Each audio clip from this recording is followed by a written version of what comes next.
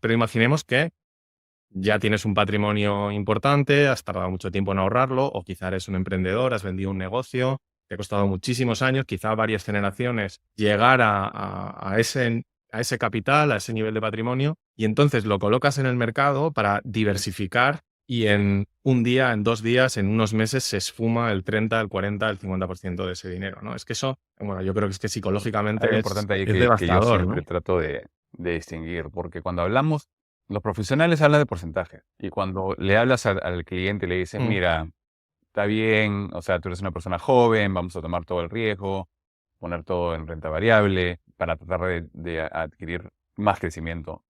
Y ojo que de vez en cuando baja 30, 40, 50%, pero como es largo plazo, no pasa nada. O sea, lo que es importante decir, no hablemos de porcentajes. Acabas de ganar, tienes $1.000.000 de ahorro. Has tenido un sueldo de, digamos, 50,000 a 100,000 dólares al año por toda tu carrera. O de repente ganaste $1.000.000 y ¿cuántas veces y más vas a ganar $1.000.000? O sea, vendiste tu compañía, ¿cuántas más compañías vas a vender? El bajar el 50% es diferente que decir, mm. ahora 5 sueldos de tus últimos años se van a ir en 3 meses. Lo que tardaste 7 años en ganar, lo hemos perdido en 3 meses. ¿Qué tal? Y la ¿Cómo idea de estás? que, bueno, pero siempre se recupera. Si ves a la historia de las rentas de los diferentes países, no es cierto que cae 50 y recupera 50. En muchos casos caes 50, subes 30, caes otros 50, caes 50 y no recuperas por 7, 8 años. O sea, no es. Otra cosa que ha pasado en los últimos 10 años es el creer que todo es una B, que cuando cae durante COVID va a venir el gobierno y lo va a levantar. Ay, de ti. No es necesario. Lo que estamos viendo ahora, hoy día estamos el 15 de diciembre de 2023. En 2020 el mercado cayó 30% y ahora se ha recuperado 30%. Ya estamos. Cayó, se recuperó. Este sí tomó más tiempo. En el 2000 Ujú. al 2001, lo mismo pasó. Cayó 20-30%, se recuperó casi todo y la gente dijo, ya estamos.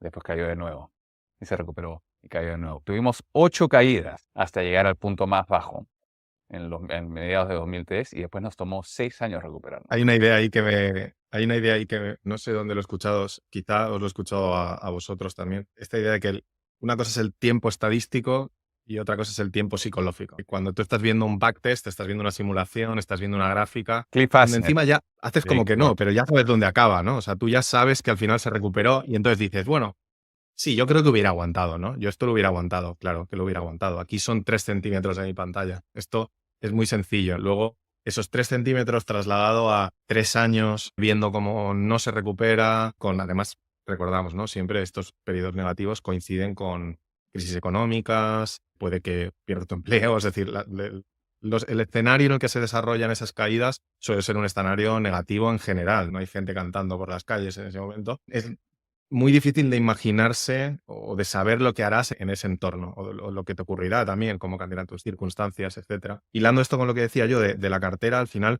yo siempre digo que para la mayoría de las personas, en la industria siempre hablamos de inversión, pero realmente son tus ahorros, ¿no? Entonces, para la gran mayoría de personas, estos son tus ahorros.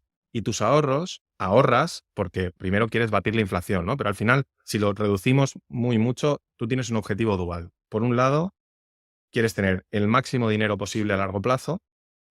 ¿Qué es largo plazo? Eso es otra pregunta, porque es muy difícil decir dónde está el largo plazo, pero en el futuro queremos tener más dinero, por el camino queremos tener suficiente dinero. Tampoco sabemos cuándo por el camino, pero al final es un balance entre participar del crecimiento y proteger el patrimonio. Esto es lo que realmente tiene sentido para la mayoría de la gente. Y las carteras 60-40 han cumplido este objetivo durante estos últimos 14 años, vamos a decir, pero no lo han cumplido tanto en otros periodos históricos. Ahí es a donde iba yo, que este segundo objetivo no lo cumplen históricamente. La realidad es que no lo cumplen. Y el otro día a un inversor que hablaba contigo en la entrevista, decíais algo así como que imaginemos que tú estás a cargo de un plan de pensiones y tienes este tipo de cartera. En ese escenario, el plan de pensiones quiebra. Ahora imaginemos que eres un asesor financiero. Te quedas sin clientes. Ahora imaginemos que eres un gestor de un fondo de inversión. Te despiden, se van.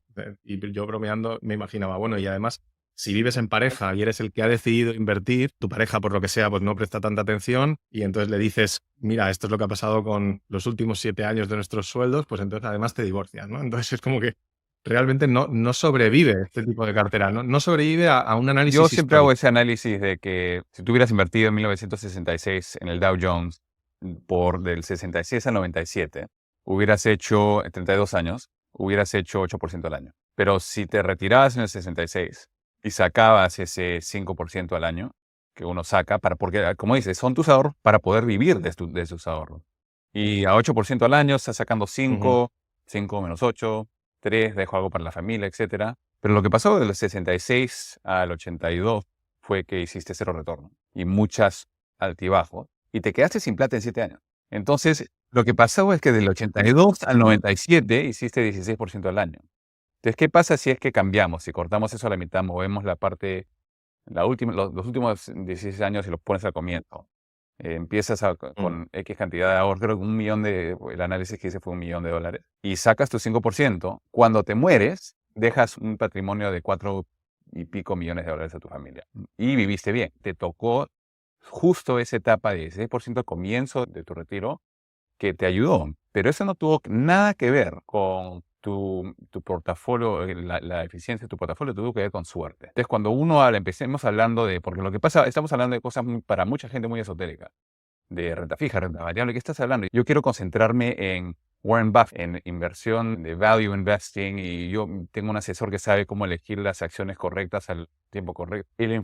La mayoría de inversores se enfocan todo su tiempo en tratar de encontrar mejores sectores dentro del mundo de renta variable, mejores acciones individuales dentro para tratar de ganar un poquito. Pero la verdad es que no importa si eres el mejor asesor en términos de tratar de elegir mejores acciones, si es que tienes una etapa general para renta variable de la economía que hace 0%. No vas a poder adquirir tus metas eligiendo stocks, eligiendo renta fija. No vas a llegar a tu meta en un momento de inflación si estás tratando de elegir los mejores bonos mundiales. No lo vas a hacer. Estás en un juego que va a perder. Entonces tienes que pensar más estratégicamente, largo plazo, tratar de minimizar la suerte que tienes y maximizar las chances de que puedas sacar tu 4 o 5% sin quedarte arriba. Entonces, esa parte de tratar de elegir las mejores acciones, lo que nosotros decimos es que es el mundo, como dice Samuelson, un profesor de finanzas que es muy reconocido, dijo que el mundo de tratar de elegir las mejores acciones es súper eficiente, es micro eficiente. Y todo el mundo, en las pensiones mundiales, los asesores, la mayoría de fondos mutuos que existen, están jugando ese juego. Las mejores mentes del mundo están explicando ese tema de quiero elegir las mejores acciones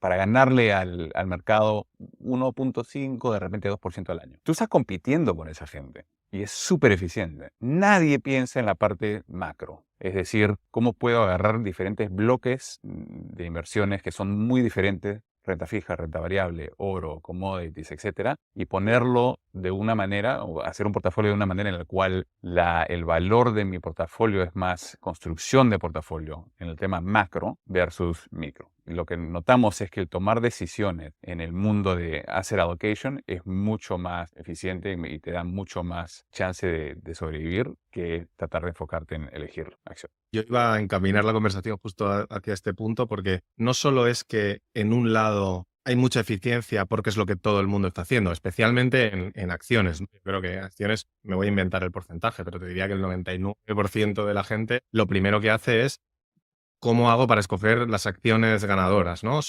Porque están infravaloradas por los demás, porque son de calidad. Hay mil motivos por los cuales uno podría querer tener esa exposición. En el otro lado, no solo es que hay menos gente diciendo qué tan interesante es invertir en acciones frente a invertir en cacao, por ponerte un ejemplo muy, muy extremo, pero es que además hay una serie de barreras que impiden a esos grandes players hacer esos movimientos. Y ahí hay un momento en el que tú, como un inversor minorista, incluso tienes una ventaja, porque yo me imagino a un gran plan de pensiones que lleva 10 años con una cartera muy concentrada en activos procíclicos, ¿no? Renta variable, private equity, etcétera.